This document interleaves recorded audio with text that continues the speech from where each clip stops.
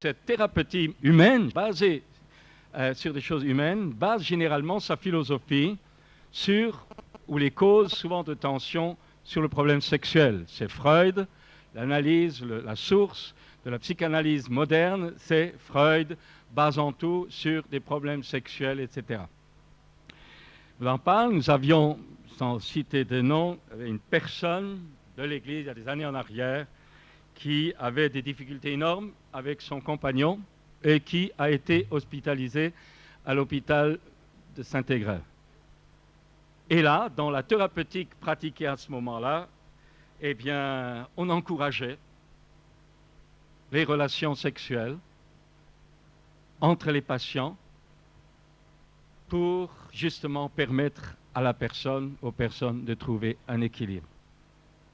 Mais quand cette brave chrétienne, bourrée de médicaments, a chuté et qu'elle est sortie à moitié guérie, elle a été poursuivie par une culpabilité profonde de l'acte qu'elle venait de commettre. Thérapeutique humaine. Le thérapeute athée se base sur des normes d'éthique, de morale humaine, c'est-à-dire ce que la majorité pense. Et pour le thérapeute, généralement pour le thérapeute non chrétien, la pensée, la foi chrétienne, ce qu'on lui appelle des exigences culpabilisantes de la foi chrétienne sont des choses à balayer, ce sont des choses qui culpabilisent les gens, ce sont des oppressions qu'il faut enlever. C'est pour cette raison que je pense que tôt ou tard, nous aurons des problèmes, soit au niveau de la radio, soit autre chose, parce que nous, quand même, bibliquement, nous prenons position en disant que nous aimons les homosexuels, mais que l'homosexualité doit être guérie. Nous devons comprendre aussi que le thérapeute athée a pour objectif de libérer la personne, mais il la libère en certains points parce qu'il y a quand même des observations psychologiques, psychiques, dans l'âme, dans les émotions, où il y a des réponses médicales. Mais la différence entre le thérapeute athée et le thérapeute chrétien, c'est que le chrétien, lui, sait, parce qu'il est chrétien, parce qu'il connaît Jésus-Christ, il sait que le drame profond d'un être humain, ou dans un couple, ou dans une femme, ou dans un homme, dans un jeune homme, dans une jeune fille, que le drame profond n'est pas d'abord les causes qu'il a vécues dans son enfance, présence mauvaise ou absence mauvaise du père ou de la mère, ni les circonstances qu'il a pu vivre, ni l'environnement d'enfance qui ont pu le conditionner. Pour le thérapeute chrétien, il sait d'abord que la cause profonde de la désharmonie d'un être humain, c'est la chute du péché d'Adam et d'Ève. Et que même avant d'avoir, j'allais dire, chuté ou connu des pressions de tout genre, dans chaque être humain, il y a une désharmonie entre l'esprit, l'âme et le corps à cause du péché. Pas le nôtre d'abord, le péché qui est entré dans le monde par la désobéissance d'Adam et d'Ève. Donc dès la naissance, avant qu'un enfant ait conçu le mal ou le bien, avant qu'il ait pu avoir des pressions, encore qu'il peut déjà avoir des pressions dans le sein de sa mère, des rejets, même dans la conception, nous allons le voir quand on va parler de la délivrance, dans la conception même, un enfant qui est conçu dans les normes de l'adultère peut avoir une oppression démoniaque dès le sein de sa mère. Mais ce qui est important, c'est que le thérapeute, lui, c'est chrétien, c'est que la cause déjà au démarrage est une désharmonie de la personnalité due au péché. Et quelle que soit la thérapeutique qu'un homme ou qu'un thérapeute fasse, pour le thérapeute chrétien, aucune thérapie ne sera réussie si elle ne se termine pas par la restauration totale de la personnalité esprit, âme et corps dans la personne de Jésus-Christ, dans la nouvelle naissance et dans la marche en avant. Le reste, c'est du colmatage, c'est du plâtrage qui va tenir sur certains terrains, mais qui ne résoudra jamais le problème profond de la désharmonie profonde qui est dans l'être humain et que seul la repentance, la conversion, la nouvelle naissance pourra apporter. Ceci étant dit, je vais aller un peu plus loin. Le thérapeute chrétien va aussi, lui, parce qu'il y a certaines bases qui sont communes, va essayer, lui aussi, va faire son possible de libérer la véritable identité du patient. La fausse identité, c'est celle que l'autre croit avoir, celle qui est blessée, celle qui n'arrive pas à vivre. Et la véritable identité, c'est celle que le thérapeute va, dans l'accompagnement, en permettant, en accompagnant, en lui apprenant à prendre des décisions par lui-même. Un véritable thérapeute ne dira jamais ce qu'il faut faire, il amène l'autre à décider ce qu'il doit faire. Ça, c'est le rôle du thérapeute, ne jamais dominer, ne jamais rendre dépendant le patient. Mais dans les faits, parce qu'entre la théorie et la pratique, dans les faits, on voit des thérapeutiques qui ne s'arrêtent jamais, qui durent des années. Vous avez même des psychiatres, je suis désolé, mais des psychiatres athées qui couchent avec leurs patients tout en se faisant payer pour la visite pour rendre service à l'équilibre psychique, émotionnel dû à des causes de distorsion sexuelle. Il y a un médecin qui a fait le serment d'Hippocrate, c'est-à-dire ne jamais entretenir des relations distordues avec son patient. Aujourd'hui, ces choses-là sont balayées. Si je vous en parle, c'est pas vrai que j'ai eu des confessions.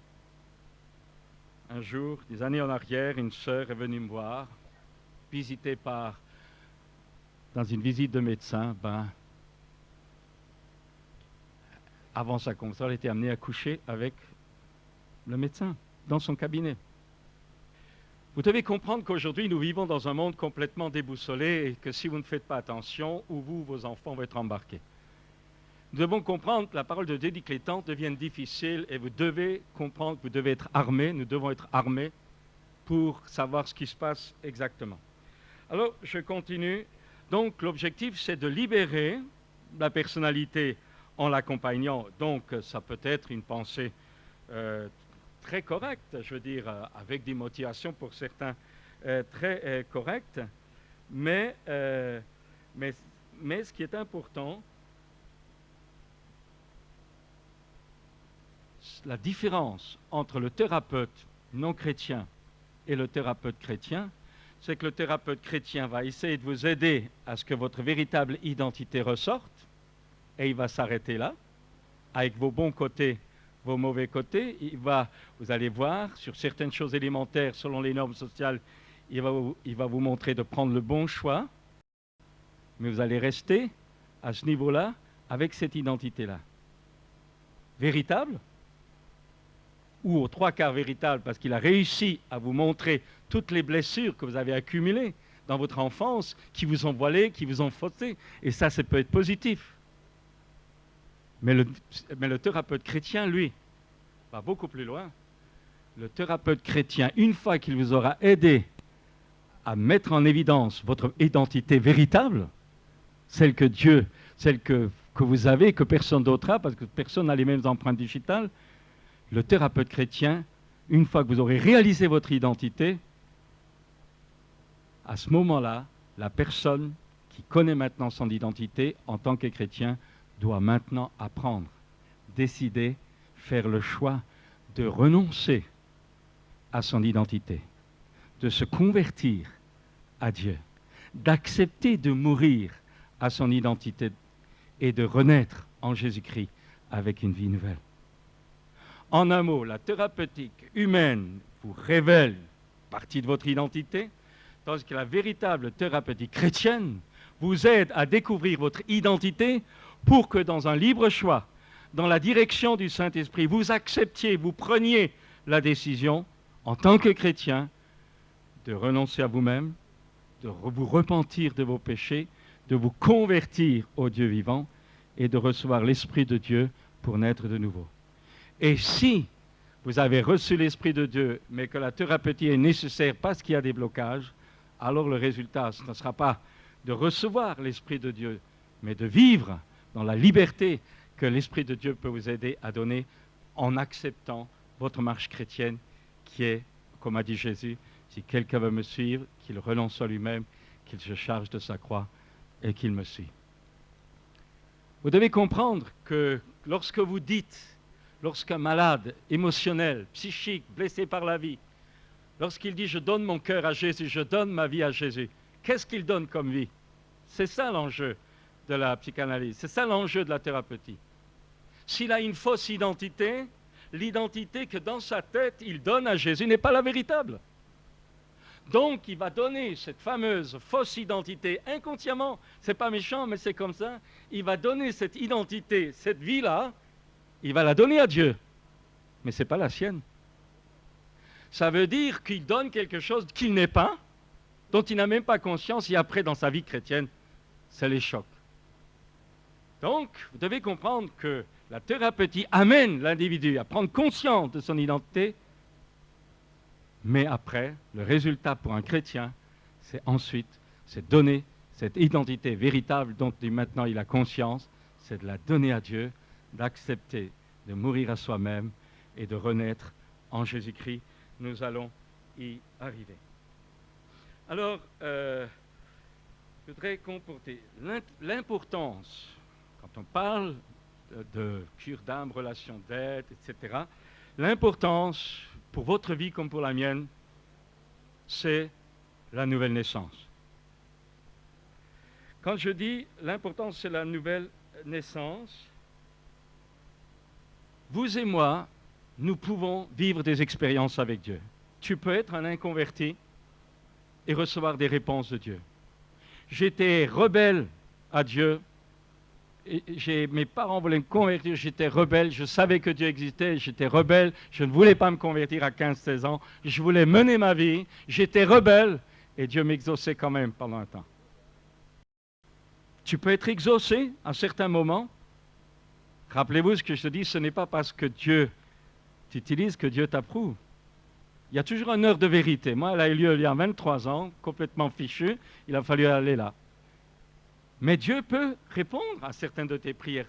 Tu peux faire des expériences surnaturelles avec Dieu. Tu peux connaître une visitation de Dieu.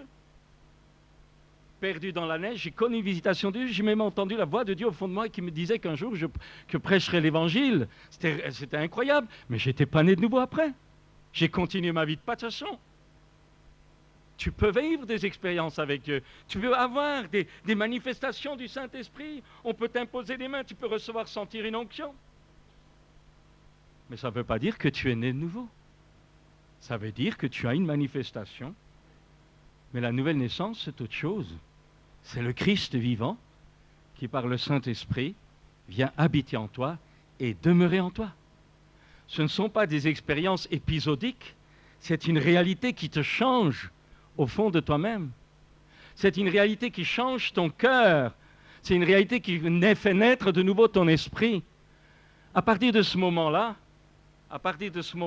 qu'est-ce qui se passe? Eh bien, je vais te le dire. À partir de ce moment-là, tu aimes servir Dieu. Tu aimes lire la Bible. Tu aimes t'occuper des autres. Tu aimes aller dans la réunion de la communion fraternelle. Tu aimes, c'est ta vie. Quelqu'un a dit, la prière, c'est pas quelque chose pour convaincre Dieu. Ce n'est pas parce que tu vas prier, ou c'est pas parce qu'il faut que tu pries. La prière, est-ce que vous avez remarqué quand vous respirez? Vous ne réfléchissez pas, vous dites maintenant il faut que je respire pour vivre. Non, c'est automatique. Et la prière est quelque chose d'automatique chez un chrétien. Ça veut dire, pourquoi est-ce que c'est automatique? Parce que l'esprit qui habite en lui, par la nouvelle naissance, le fait prier. Donc mon frère, ma sœur, ou cher ami, tu es là, si dans ton honnêteté, tu vois que tu n'as absolument aucune envie de prier, si tu vois dans ton honnêteté que tu n'as aucune envie d'aller voir les frères et sœurs dans la communion fraternelle, si dans ton honnêteté, honnête avec toi-même, tu réalises que tu n'as aucune saveur, aucune ferveur, que ta vie c'est comme celle de quelqu'un qui n'est pas croyant, alors il faut que tu aies le courage de dire « je ne suis pas né de nouveau ». Je vais à l'église, je lève les mains, je chante, j'ai eu des réponses à mes prières, oui, mais tu es encore perdu dans tes péchés, parce que seule la venue de l'Esprit de Dieu dans la nouvelle naissance te sauve. Par Christ, lorsque je crois en Jésus-Christ par la foi, la Bible me dit que je suis racheté, délivré de mes péchés, délivré de la puissance de Satan, ça il faut le savoir, celui qui nous a délivrés par son sang de la puissance des ténèbres. J'ai été délivré de la puissance de Satan à ma conversion, à ma nouvelle naissance, parce que la nouvelle naissance non seulement m'unit dans la mort avec Christ, mais m'unit à sa résurrection, à sa puissance d'ascension, et me fait asseoir en Christ dans les lieux célestes. Et ce jour-là, Satan est sous mes pieds. C'est une réalité dans le monde spirituel que à laquelle ma foi adhère à ma conversion. Je suis aussi racheté par le sang du calvaire, par l'œuvre de la croix, racheté de mes péchés, racheté de la puissance des ténèbres, racheté de mes maladies. Je suis dans la justice de Dieu, même si je vois encore l'inverse se manifester parfois.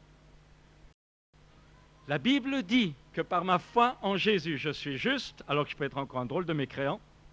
Je suis saint, alors que je peux encore avoir plein de défauts. Je suis pur par le sang de Jésus, alors qu'il y a encore plein de travers. Pourquoi ça? Parce que Dieu me voit au travers du Christ dans la nouvelle naissance, et Dieu ne me voit pas avec ma propre justice et mes bonnes œuvres et ma spiritualité qui dépendent de mes prières, de mes dîmes, de mes offrandes, de mes jeûnes ou de ma bonne volonté. En un mot, la véritable justice à laquelle je dois croire au départ de ma vie chrétienne, ce n'est pas celle que je me procure comme un fruit, c'est celle que j'ai au démarrage, par ma foi, et parce que je suis né de nouveau. Alors je ne marche plus avec la loi, je marche dans la pulsion de l'Esprit de Dieu qui est venu habiter en moi. Je ne vais plus à l'église parce qu'il faut, je ne vais pas faire ceci parce qu'il ne faut pas, je vais faire ceci parce qu'il faut. Ça, c'est la religion même évangélique. Mais je vais faire ceci, je vais faire cela parce que j'aime Dieu. Ce n'est pas une obligation légaliste qu'on me met sur le côté, sur le dos. C'est moi qui accepte ces choses-là. C'est moi qui accepte de souffrir pour Christ. C'est moi qui accepte de renoncer à certaines choses que j'aimais avant par amour pour Christ. C'est moi qui accepte de renoncer au monde par amour à la vision céleste. C'est dans mon cœur. C'est au fond de moi. Ce n'est pas la pression des autres. Ce n'est pas l'endoctrinement évangélique ou religieux. C'est mon cœur né de nouveau. C'est Christ qui vit en moi. Ce n'est plus moi qui vis, c'est Christ qui vit en moi. Et dans ce pèlerinage où je grandis, il y aura parfois encore des dérapages, des chutes, des moments, mais par mon honnêteté, ma transparence, lorsque je confesse ces choses-là, et que je continue, envers, malgré, contre tout, à croire à la justice, à la puissance de purification du sang de Jésus, dès que je me confesse, alors la vie qui est en moi, inexorablement, jour et nuit, me conduira à la transformation. Parce qu'en réalité, cette vie, c'est Christ en moi, c'est le caractère de Jésus qui, à cause de ma foi et de ma persévérance, se développera. Ceci étant dit, il faudrait que j'aille encore un peu plus loin. Il y a, je l'ai dit tout à l'heure, je vais dire encore ceci. Si ton cœur a changé, tes affections ont changé, tes désirs ont changé, tes motivations ont changé, tes priorités ont changé. Vous savez, après ma conversion, je sortais des boîtes de nuit. Donc, vous savez, les danses, je connaissais. Hein? Les danses typiques, tout ça, l'Amérique latine, africaine, hein? Je connaissais tous les trucs. Et quand je suis rentré dans l'église, j'ai vu des enfants de chrétiens avec la béatitude paternelle danser là-dessus, jouer là-dessus, et je n'ai pas compris. Je ne comprends pas encore aujourd'hui d'ailleurs. Hein. Je n'ai pas compris. Il y a deux mondes. Il y a, pour vivre cette nouvelle naissance, c'est la repentance, le pardon à recevoir de la part de Dieu. Mais si tu ne sens pas coupable, tu n'as pas besoin de pardon. Donc il faut que la repentance vienne par une conviction de péché engendrée par le Saint-Esprit. Et combien peu de chrétiens de nos jours ont vécu une réelle repentance parce qu'on leur a présenté l'Évangile comme une facilité, donne ta vie à Jésus, tu seras béni. Alors que le véritable Évangile dit donne ta vie à Jésus et renonce à toi-même. Alors pas de repentance, fausse conversion, faux changement. Et alors, on a besoin de lutte, de relations, de tour d'aide et tout ce qu'on truc, parce qu'à la base, on n'a pas vécu une véritable conversion, une véritable nouvelle naissance. Frères et sœurs, quand quelqu'un est né de nouveau, il a une communion et une relation fraternelle. Il a envie de se charger de sa croix. Il accepte de souffrir par amour pour Jésus. Il accepte de renoncer par amour pour Jésus. La repentance, c'est aussi, j'ai parlé tout à l'heure du pardon, c'est accepter le pardon de Dieu, mais c'est aussi le donner. Et c'est aussi parfois réparer des choses que j'ai pu faire de mal autour de moi avant ma conversion. La réparation est tout à fait biblique si vous lisez les Écritures. Repentance, pardon à recevoir, pardon à accorder, réparation si c'est nécessaire, vivre la communion fraternelle. Je le rappelle que la véritable vie chrétienne, ce n'est pas un chrétien dans son îlot, ce n'est pas un chrétien sur son île. Le Seigneur ajoutait chaque jour à l'Église ceux qui étaient sauvés. L'Église, c'est ce laboratoire où tu apprends à supporter l'autre, où l'autre apprend à te supporter, où tu apprends à pardonner, où tu apprends à révéler aussi ce qu'au fond de toi, tu n'es pas toujours parfait. L'Église est un laboratoire, un vrai chantier plein de pourriture, mais au travers duquel Dieu veut te former pour devenir une pierre vivante de cet édifice qu'est la Jérusalem céleste. Et fuir l'Église, c'est tôt ou tard, quelque part, empêcher le travail de Dieu dans ta vie et dans ta personnalité.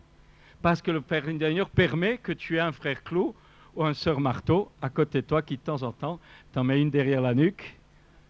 Même si tu as raison, même si elle a tort, le coup, tu le prends quand même. Et tu dois apprendre à digérer et non pas fuir. Ça, la croissance. Et c'est ça aussi un aspect du combat spirituel. Vivre dans la famille, les relations avec les autres comme Dieu conduit.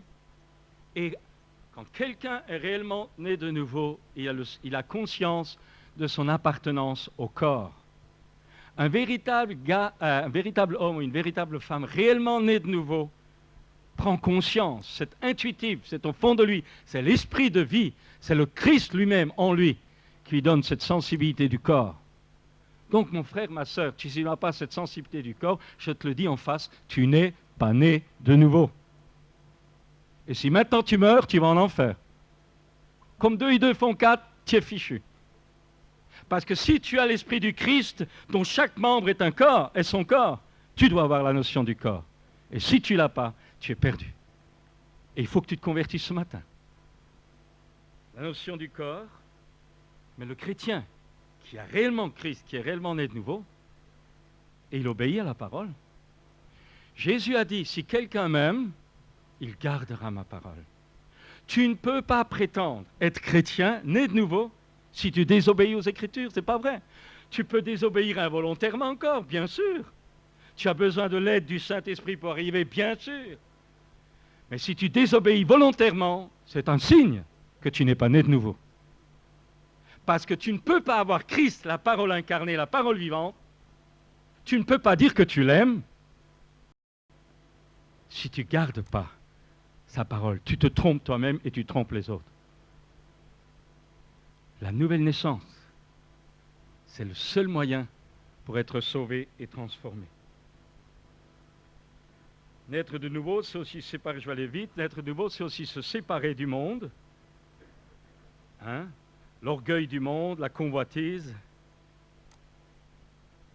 Puis-je me permettre de dire que pour quelqu'un qui est réellement né de nouveau, ses loisirs entrent sous le contrôle de Dieu. Vos loisirs, mes loisirs, doivent être sous le contrôle de Dieu. Parce que tu ne t'appartiens plus, parce que je ne m'appartiens plus. Et si dans tes temps de loisirs, tu fais ce que tu veux, alors, mon frère, il y a de fortes raisons, de fortes chances que tu n'as jamais rencontré le Christ vivant venu habiter en toi. Sinon, tu ne pourrais pas continuer. Tu peux encore avoir des chutes, tu peux encore avoir des dérapages, tu peux encore avoir des moments où ça ne va pas, tu peux avoir des luttes, malheureusement, qui me délivrera de ça. Tu peux avoir des luttes encore, ok, on est d'accord. Mais choisir de faire ce que tu veux d'une façon régulière, en un mot, pratiquer le péché, démontre que tu n'as pas l'Esprit de Dieu. Tu peux donner ton argent, tu peux donner ton or, tu peux faire des bonnes œuvres, tu meurs, tu files en enfer quand même. Il n'y a pas 36 trucs, ou tu es d'un côté ou tu es de l'autre, il n'y a pas de milieu là-dedans. Vous devez comprendre que dans les choses spirituelles, Jésus a dit, vous êtes pour ou vous êtes contre, il n'y a pas de milieu. Et dans la vie chrétienne, nous devons retrouver cette rigueur. On a tellement arrangé les choses pour que tout le monde se sente à l'aise dans n'importe quelle position. Je vous le dis de tout mon cœur, la véritable nouvelle naissance où Christ habite en toi t'oblige, non pas par une obligation extérieure, étouffante, mais parce que ton cœur est saisi, parce que tu le veux. L'amour de Christ, dira Paul, me presse. Alors, il faut que j'aille un peu plus loin, mais je dirais encore ceci, une véritable nouvelle naissance vivifie la conscience. La conscience, c'est cette intuition profonde que vous avez, qui est purifiée aussi par la lecture de la Bible, par le témoignage des autres, par l'Esprit de Dieu. Mais quand votre conscience, sur des choses élémentaires de la parole de Dieu, ne vous parle pas, si votre conscience vous dit « mais moi je m'en fous », alors j'aimerais vous dire que là encore, c'est un drôle de révélateur. Parce que si votre conscience ne parle pas, c'est qu'elle est morte. Et si elle est morte, c'est qu'il n'y a pas l'esprit. Et s'il n'y a pas l'esprit, vous êtes encore perdu dans vos péchés. Alors que la nouvelle naissance est ce travail du Saint-Esprit qui vivifie notre âme, qui vivifie notre esprit, qui vivifie même notre corps, mais qui vivifie le langage de notre esprit qui est l'intuition, qui est la conscience.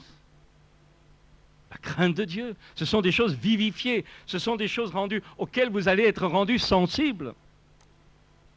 Écoutez, je n'avais pas tous les enseignements sur la musique, je n'avais pas tous les enseignements sur la délivrance, hein. Mais quand je me suis converti, mes disques ont été cassés au feu. Je sentais au fond de moi que ce n'était plus la même chose.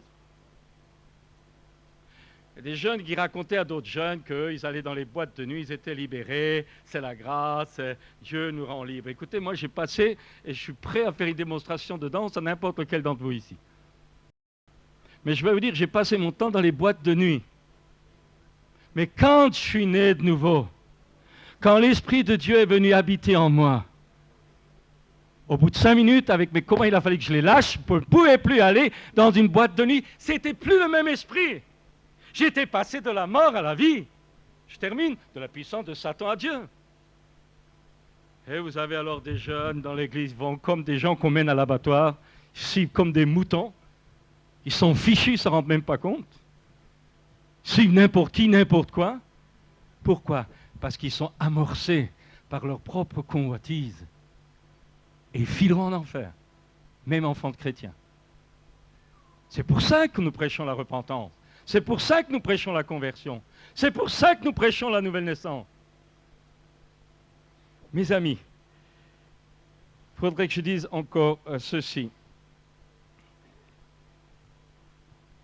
Je prends un autre aspect, je vais rapidement, on en reparlera dans la semaine de formation, mais je vais parler maintenant de la délivrance. La délivrance, c'est quoi? Parce que là aussi, eh bien, la délivrance, c'est ce que la relation d'aide, c'est ce que les blocages que vous pouvez rencontrer ou que quelqu'un peut rencontrer avant la conversion. Moi, je me rappelle, en tant que jeune, je levais mes mains aux réunions d'évangélisation, je voulais donner mon cœur à Jésus. Combien de fois j'ai levé ma main, quand je sortais, ça recommençait. Ma main levée ne voulait pas dire nouvelle naissance, ça voulait dire mon désir. Oui, sincère, oui. Mais j'étais bloqué. J'étais bloqué. Il y avait une barrière incroyable. Et ce n'est que des années plus tard, lorsqu'une prophétie, à dire dans une onction de puissance, a littéralement déchiré ce carcan que j'avais, que j'ai pu, là, me convertir profondément et naître de nouveau. Et ça s'est passé dans un culte. Qu'est-ce que je veux dire par là? La délivrance, c'est ce que la relation d'aide, ce que les blocages rencontrés avant, pendant, ou même parfois après la nouvelle naissance, peuvent révéler. Ce ne sont plus, alors voilà la différence entre la relation d'aide et la délivrance. La relation d'aide peut vous montrer que vous êtes bloqué parce que vous avez eu un père qui vous a matraqué ou une mère qui a été trop possessive, ou l'inverse, absence de père, absence de mère. Ou peut-être quand vous étiez jeune, vous avez eu l'inceste, un problème d'inceste. On en a eu des confessions. Frère qui couche avec la sœur, un père qui couche avec sa fille. Vous savez, en tant que pasteur, on en a vu. Donc, ce n'est pas de la condamnation, c'est des gens, quand ils se convertissent, ils veulent que ça change, ils veulent être purifiés de ces choses-là. Donc, la relation d'aide va vous aider à vous débarrasser ou au point à prendre votre victoire sur des traumatismes que vous avez pu vivre dans votre enfance, dans votre milieu familial, dans votre environnement d'enfance, d'adolescence, voire même d'adulte. Mais la délivrance, c'est autre chose. La délivrance, elle, ne s'occupe plus seulement des problèmes que vous avez pu avoir dans votre itinéraire de la vie. La délivrance, c'est maintenant une intervention surnaturelle par l'Esprit de Dieu qui va s'occuper maintenant des puissances démoniaques qui ont profité soit d'une de vos faiblesses, soit du mal qu'on vous a fait, ou du rejet, ou de l'absence de manque de protection, va s'occuper maintenant de chasser, de vous libérer, non plus de traumatismes psychologiques qui sont la relation d'aide, mais maintenant vous délivrer de puissances qui ont profité, qui ont eu des portes ouvertes par votre comportement ou par l'hérédité familiale ou par la culture viciée dans laquelle vous avez pu être élevé. Et à ce moment-là, ce n'est plus la relation d'aide, c'est de la délivrance par des personnes compétentes pour cela. N'insiste pas, on en reparlera pendant la semaine. Et ça, c'est surnaturel. Chasser un démon, c'est surnaturel. Ce n'est pas votre psychiatre qui pourra le faire. Ce n'est pas votre thérapeute qui pourra le faire. Et je voudrais réellement vous encourager à ne pas livrer votre vie, ni faire vos confidences à n'importe qui, n'importe comment. Il y a des vocations, il y a des appels, des ministères. N'investissez pas votre avenir entre les mains de gens qui ne sont pas forcément appelés de Dieu. Ce n'est pas parce que je suis un universitaire que je suis appelé de Dieu pour faire ça. Vous devez, excusez-moi, mais on a parfois l'impression que les chrétiens, ils font n'importe quoi sans se rendre compte qu'ils exposent leur avenir. Donc, moi je ne dis pas, attention, quand je dis je ne suis pas contre la thérapeutie, pas dans le truc, mais je dis faites gaffe qui vous voyez. C'est comme l'imposition des mains, vous ne laissez pas imposer les mains par n'importe qui. Vous êtes fous si vous faites ça. Vous êtes fous parce que vous prenez. Alors, je voudrais dire encore ça. Donc c'est surnaturel et nous allons en parler de ces choses-là. Et je voudrais inviter les amis africains aussi, particulièrement, à assister à ce séminaire qu'on va faire. On va expliquer pourquoi rapidement, sans rentrer dans les détails. Il y a une différence majeure ou importante dans la culture européenne et la culture africaine, c'est la notion de famille. La culture africaine, la famille est extrêmement forte. Liens familiaux, solidarité familiale, solidarité tribale, solidarité ethnique, mais déjà solidarité familiale très forte. Et ça, c'est pas mal, dans un principe. Parce que ça, nous les Européens, on aurait besoin de recevoir des leçons sur ce terrain-là où la famille est mise en l'air. Mais à l'inverse, mais le côté vicié, c'est que cette solidarité, dans la culture africaine, on raisonne familialement, on est lié cordon ombilicalement à la famille. Mais l'inverse du décor est ceci, c'est que nous aussi parfois exploités, dominés par les autres membres de la famille. Et cette domination, je n'ai pas le temps, nous en parlerons quand on parlera de la délivrance. Et cette domination est déjà due, psychologique, culturelle, à cause des liens, la solidarité familiale, qui est la culture africaine par exemple, et qui dans l'essence Dieu purifié de tout ce qui est mauvais, est un excellent témoignage, mais qui a été vicié par toutes sortes de pratiques, comme on en parlera. Et puis, il y a, si vous voulez, il y a ce truc de, si vous voulez, il y a ensuite, pour maintenir le pouvoir d'un membre de la famille sur les autres, quand un membre de la famille est malade, eh bien, on cherche à trouver le coupable parce que c'est toute la famille qui est touchée. Alors on consulte le sorcier, on appelle le sorcier, on cherche le coupable. Et à ce moment-là se crée une sorte de culpabilisation et chez le malade, et parfois dans la famille. Et on appelle le sorcier, on appelle le guérisseur, le féticheur, et alors se vient seulement. Il n'y a pas seulement, si vous voulez, dans la culture africaine, il n'y a pas seulement le bon côté, il y a aussi le mauvais côté où ce sentiment d'unité, cette solidarité extrêmement forte, n'est pas seulement avec des membres d'autres familles qui vont utiliser parfois la sorcellerie, les pratiques qu'on en a eues chez nous. Je parle de causes que je connais. Pour vous tenir ou pour vous nuire parce que vous n'obéissez pas. Mais ça va plus que soi. Dans la culture de la solidarité africaine, on fait appel aussi, non seulement aux autres humains de la famille, avec l'aide aussi parfois des sorciers, mais on fait aussi appel aux ancêtres, aux morts, aux esprits. Servitude culturelle, religieuse, inconsciente, au travers de quelque chose. Et la guérison, c'est pas la distorsion, c'est pas l'éclatement de la famille, comme certains le proposent. C'est la libération de tout ce qui est vicié, mais le témoignage d'un amour, solidarité purifiée de tout ce qui est occulte, purifié de tout ce qui est asservissement, mais par amour. J'aime mon père, j'aime ma mère, j'aime mes frères, j'aime mes sœurs, et je ferai mon possible, non plus en étant esclave d'eux, non plus en ayant la crainte du féticheur qui est derrière ou du sorcier qui est derrière, mais parce que moi je sais en qui j'ai cru, je sais que j'ai pu avoir peur des sorciers, mais j'aime mon frère, j'aime ma sœur, et je veux les gagner pour Jésus. Je ne me coupe pas, je me fais tout à tous sans devenir esclave des autres. On va vous montrer ça dans la délivrance. Et c'est important de comprendre que quand on parle de l'animisme, ce n'est pas seulement l'influence des sorciers, des mauvais esprits, c'est l'influence d'ancêtres, pères, grands-pères, arrière-parents, qui ont parfois donné des noms, qui ont parfois mis des marques sur le visage pour marquer, pour identifier, pour donner une identité qui n'est pas celle que Dieu veut pour vous, ou a voulu, mais qui est celle que le malin veut donner au travers d'un homme qui a voulu établir son règne. Vous comprenez? C'est important. C'est important, on aura des moments, hein, pas le temps d'insister, on aura des moments. Je vous invite à venir aux soirées, nous aurons aussi des temps de questions-réponses où nous pourrons parler. Alors, pour beaucoup, c'est culturel. Et la même chose, vous le retrouvez dans la mentalité européenne, sous d'autres mots, sous d'autres langages, mais l'esprit qui est derrière est toujours le même. Je voudrais dire ceci encore. Et le combat spirituel. Qu'est-ce que c'est que le combat spirituel? Le combat spirituel, c'est un aspect. C'est pas la vie chrétienne. Nous n'avons pas à lutter contre la chair et le sang, contre les puissances, mais notre vie chrétienne, c'est pas de lutter du matin au soir pour en être malade à la longue. Notre vie chrétienne, c'est d'entrer, efforcez-vous de l'Épître aux Hébreux, d'entrer dans le repos de Dieu.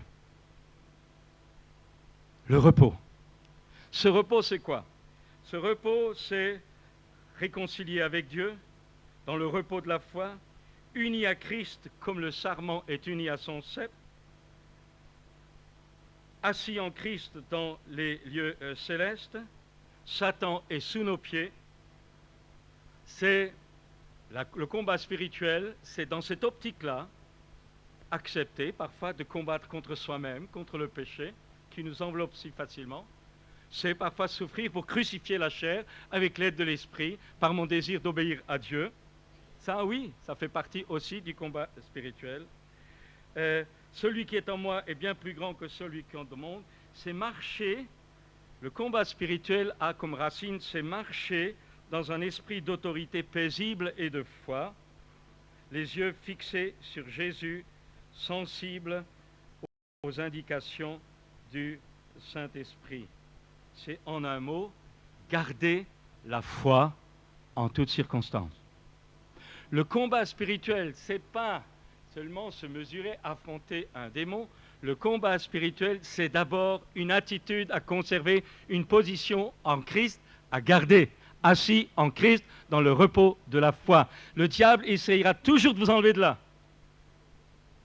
Mais la véritable autorité, ce n'est pas celle que tu brandis à longueur de prière. C'est celle que tu sais, que tu sais, que tu sais, que tu as en Christ, assis dans les lieux célestes par la puissance de l'Esprit de Dieu. Ça, l'autorité véritable.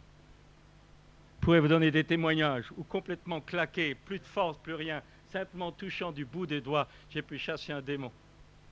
Dieu m'a appris des choses comme ça, si vous voulez, c'est pas avec la force des décibels, c'est l'autorité que tu as au fond de toi, dans ta relation avec Jésus, qui joue, et dans ta foi. Alors, bien sûr, le combat spirituel, c'est aussi dans la direction de Dieu, non pas avec des doctrines établies. Il y a des gens, vous avez des gens qui ont parfois des attitudes physiques. Parfois, j'ai cru parce qu'un tel avait tel comportement, une telle avait tel comportement. J'ai dit, ça c'est un démon de ceci, ça c'est un démon de ça. Et on chattait, et on liait, et on... Hein? Et puis rien ne se produisait. En un mot, ce n'est pas il y a des comportements physiologiques, des comportements physiques, émotionnels, qui semblent identiques à une manifestation démoniaque, mais qui sont simplement que des manifestations de l'âme, dans la souffrance ou dans des confrontations internes qui ne sont pas démoniaques.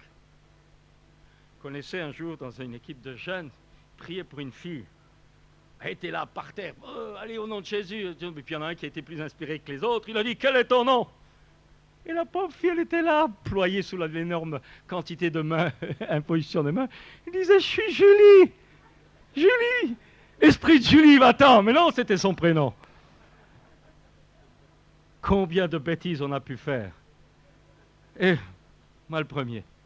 Ah, vous comprenez, on a quand même 35 années de vie chrétienne et franchement, on commence à réaliser que les slogans tout faits, les écoles toutes faites, on a pu voir le décalage au bout de quelques années.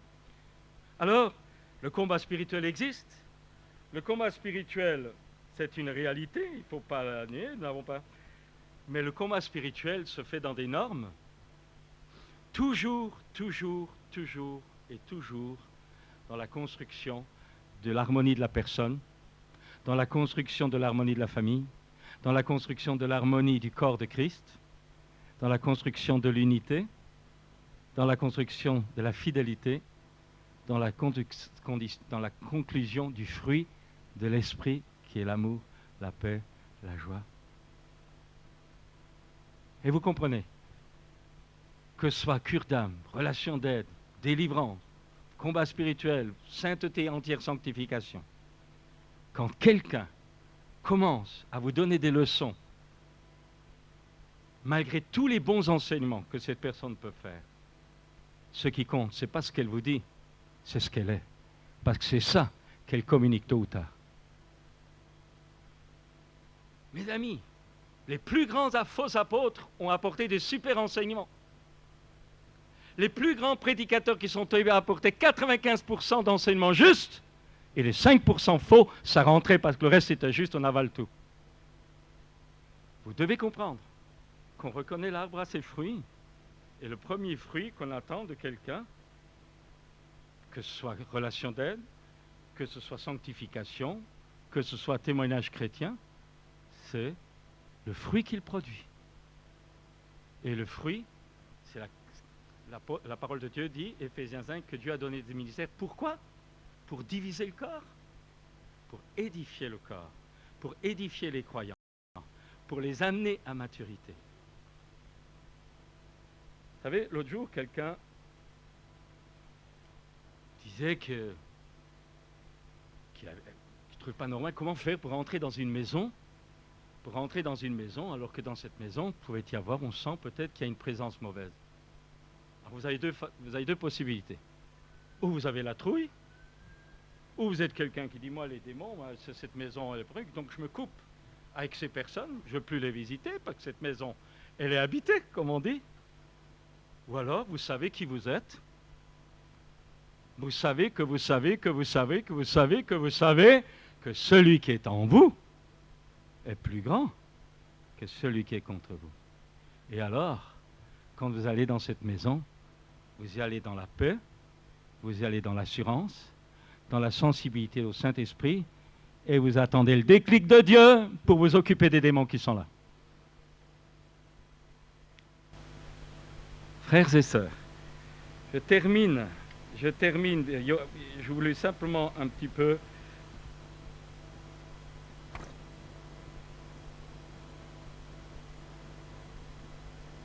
dire que notre vie chrétienne doit être équilibrée. Tout ce que je viens de parler, combat spirituel, relation d'aide, délivrance, cure d'âme, tout ce que vous voulez, toutes ces choses-là ont leur valeur. Mais je dirais ceci maintenant en parlant de l'équilibre. Mais n'oubliez jamais que nous attendons la rédemption de notre corps. Il y a des personnes, et moi pendant longtemps, vous savez, question de guérison, je peux vous dire, j'y croyais et j'y crois toujours. Mais je vais vous dire, obligé. Je connais des malades qui ont une communion avec Dieu intense. Je connais l'apôtre, connaissez votre Bible, l'apôtre Paul. Savez-vous que l'apôtre Paul avait une écharpe pendant toute sa vie? Vous n'allez pas me dire que l'apôtre Paul ne s'y connaissait pas en combat spirituel. Et il dirait que c'est un mauvais esprit qui l'accompagnait, permis par Dieu. Mais il était là, il ne s'en est pas débarrassé.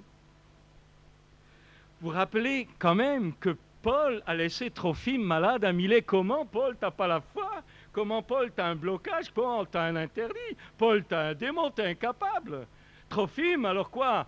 Fais ta cure d'âme, Trophime, allez, combat, allez. Non, il l'a laissé malade, c'est écrit noir sur blanc. Puis-je vous rappeler que Élisée est mort de maladie? Vous allez me dire, Élisée, comment Élisée, un pauvre petit gars? Ben, écoutez, j'aimerais avoir la stature. Mort de maladie. Il y a des milliers de chrétiens dans le monde, sincères, qui aiment Dieu, qui sont paraplégiques ou autres, qui ne sont pas guéris. Je ne sais pas pourquoi, mais ils ne sont pas guéris. Il y a une souveraineté de Dieu. Wigglesworth, vous avez entendu parler de Wigglesworth, prédicateur, début de ce siècle. Ministère de guérison, il n'y en a pas 36 comme ça, c'est le plus fort avec Allen que je connaisse. Des rassemblements, des milliers de personnes, des guérisons de masse, tout le monde guérit. Écoutez voir, Wigglesworth, si vous lisez sa biographie, vous rêvez. Le gars, il n'avait que sa Bible, il lisait jamais un bouquin, aucun journal ne rentrait dans sa maison parce qu'il considérait que les journaux étaient souillés par le monde. Un homme 100%, ancien plombier, sans instruction, mais des dons de guérison extraordinaires et de miracles. Résurrection de mort, il ne les comptait pas. Je vais vous dire quelque chose. Sa propre fille était sourde, il n'a pas pu la guérir. Il faut arrêter les slogans tout faits qui embarquent les gens dans des fausses croyances. Il y a des moments, dans des temps de visitation, où tout le monde est guéri. Alléluia. Nous voulons ces choses-là. Jésus est allé à la piscine de Bethesda, il y avait 36 malades, il n'en a guéri qu'un. Pourquoi? Quand vous faites rouler en voiture, il y a plein de gens qui font du stop. Avant, je faisais n'importe quoi, maintenant plus, parce que je ne veux pas me faire piéger. Donc, je suis la direction du Saint-Esprit, comme Jésus a suivi la direction du Saint-Esprit pour faire la guérison. Vous comprenez, nous sommes, il faut compassion, compassion. Mais c'est beau d'avoir de la compassion, mais si elle n'apporte rien, à quoi ça sert? Donc, il faut revenir aux normes de Dieu. Jésus faisait ce que le Père lui montrait de faire. Pas le reste, pas l'humanisme, pas de la sentimentalité qui finalement décevait les gens après. Alors, mes amis, je dirais encore ceci. L'adversité, il ne faut pas toujours voir en premier dans l'adversité des démons. Ça peut être un démon, comme Paul avait un esprit mauvais sur lui. Ça peut l'être. Mais pour nous, chrétiens, la Bible ne nous invite pas à marcher les yeux fixés sur les démons. Elle nous demande de marcher les yeux fixés sur Jésus. Pourquoi? Parce que dans l'adversité, d'abord, et bien parfois, nous devons y voir, plutôt que de voir tout de suite dans une vision spirituelle le diable et ses démons, nous devons voir peut-être la formation pédagogique que Dieu est en train de nous faire passer, par laquelle Dieu est en train de nous faire passer, pour nous former à la maturité et pour nous former à la stature de Christ. C'est une formation pédagogique permise par Dieu pour notre brisement, notre humilité et notre dépendance. En un mot, apprendre. Et je vais vous dire, il y a un danger. C'est pour ça que nous avons calmé à un moment donné pour la délivrance. C'est si vous regardez constamment à la recherche des démons, à un moment donné, votre spiritualité est viciée. La Bible dit, reconnais l'Éternel dans toutes tes voies. Mais si tu, en toutes tes voies, tu vois des démons, à un moment donné, tu es faussé et tu ne vois plus réellement Dieu tel qu'il est. Donc vous comprenez, il faut un équilibre. C'est comme les gens qui ont prêché la sanctification, après des années plus tard, tout le monde a éclaté. La vie chrétienne, c'est un équilibre. L'amour, la paix, le combat, la spiritualité, traverser la souffrance, grandir dans la connaissance de Jésus, parfois avoir quelqu'un en qui on peut se confier dans une relation d'aide, tout à fait clair. Mais l'objectif final, c'est quoi? C'est devenir semblable à Christ. Et quand vous regardez la vie de chaque jour de Jésus, on le voit loin des extrêmes qu'on peut parfois nous faire avaler à droite ou à gauche. C'était un homme équilibré par excellence. Tel il est, tel nous sommes invités à l'être dans ce monde. Alors, mes amis, je termine par cette conclusion. Dans Matthieu 9, verset 37, voyant la foule, Jésus fut ému de compassion pour elle, parce qu'elle était languissante et abattue, comme des brebis qui n'ont point de berger. Alors il dit à ses disciples, la moisson est grande, mais il y a peu d'ouvriers. Priez donc le maître de la moisson d'envoyer des ouvriers dans sa moisson. Et j'aimerais terminer par là. Frères et sœurs, je dirais que pendant des années, on pousse, allez, il faut servir Jésus, il faut ceci, il faut cela. Et on voit que plus on pousse, moins ça tire. Alors moi, ce matin, j'aimerais conclure dans ce survol que j'ai fait pour préparer les enseignements qui viennent. J'aimerais faire un appel. J'aimerais faire un appel aux vocations. Non pas à une servitude chrétienne parce qu'il faut y aller, parce qu'on nous dit d'y aller, parce que le pasteur a dit qu'il fallait y aller, non. Je voudrais faire un appel aux vocations. Vocation chez les jeunes, vocation chez les aînés, vocation familiale, vocation diaconale, vocation spirituelle de la prédication, vocation mutuelle d'engagement, etc. En un mot, des vocations réellement, des vocations suscitées par Dieu dans l'assemblée, dans l'évangélisation, dans le souci diaconal, dans des ministères différents, selon Éphésiens 4, 11. Des hommes et des femmes qui ont des dons de libéralité, de compassion, d'accompagnement, des femmes aînées qui enseignent les jeunes, puis-je me permettre de dire d'être correctement vêtus, parce que c'est plus évident non plus, d'être correctement vêtus, qui apprendre aux jeunes à élever les enfants, des mères en Israël, pas des moralisantes qui cassent les pieds parce qu'elles ont été éduquées comme ça, mais des édifiantes, qui édifient, qui construisent, qui donnent envie aux jeunes de les suivre. Pas de la moralité religieuse où tout le monde en a marre, mais comprendre, vivre, partager. Je dirais encore, il ne faut pas que j'oublie les hommes. Hein? Et puis, nous cherchons, le matin dans la prière et dans la Sainte Seine, demander à Christian de nous conduire dans la Sainte Seine, dans ça. C'est aussi, écoutez-moi, c'est aussi ceci, hein, c'est des hommes des hommes solides, craignant Dieu, loin de la puissance de Dieu, fervents dans le Seigneur, dans la prière, dans l'évangélisation, la solidarité avec les conducteurs, aspirant à la charge d'anciens dans l'humilité, des pères qui assureront la responsabilité de leurs enfants, de Jésus dans le foyer. Nous devons prier pour que des ministères se lèvent poussés par Dieu et non dans un désir de vanité, parce qu'on n'a peut-être pas réussi dans le monde, alors on veut réussir dans l'Église.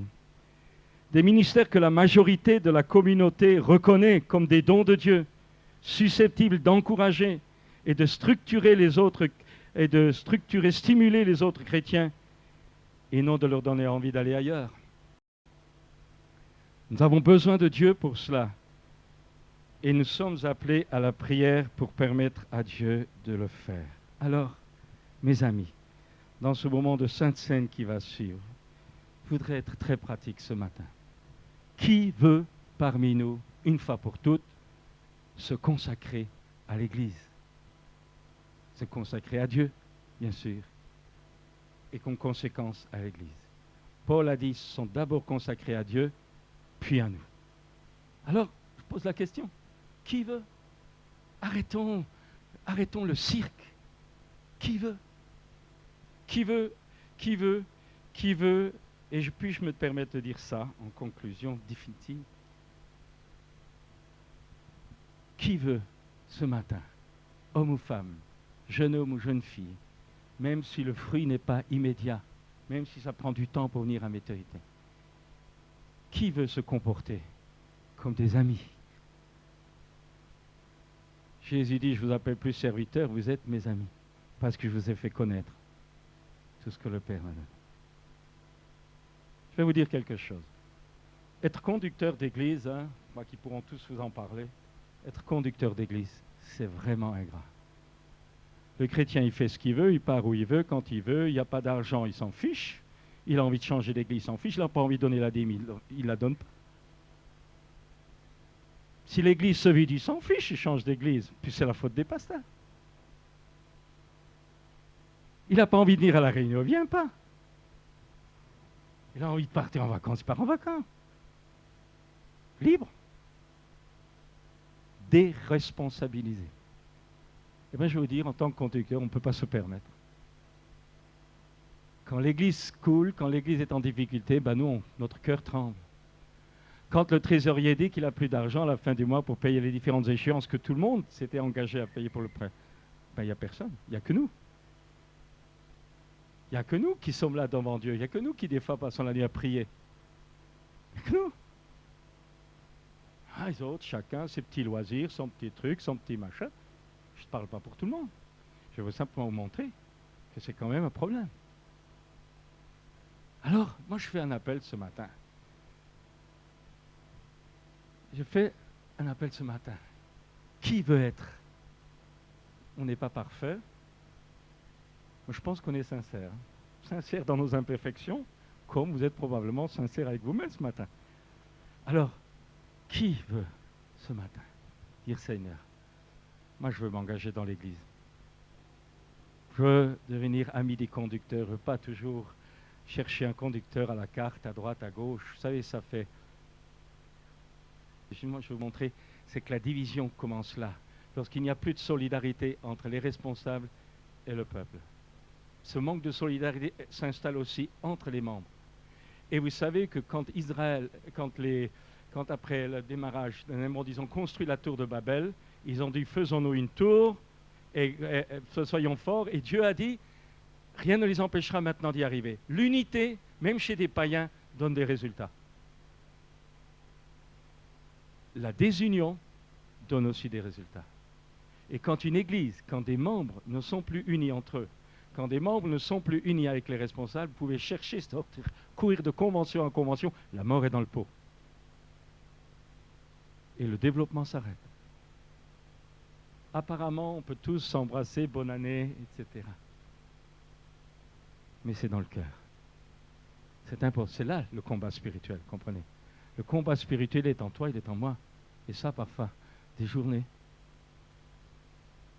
Gardez le cœur pur, propre.